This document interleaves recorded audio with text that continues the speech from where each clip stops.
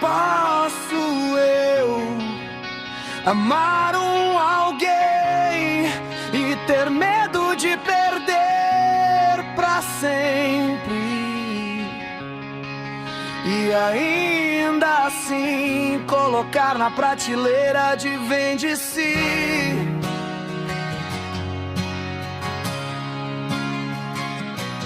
Talvez eu não compreenda de fato o verdadeiro sentido do amor.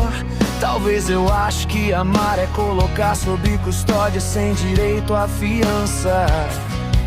E quando perceber que isso nunca foi uma brincadeira de criança, seja tarde demais pra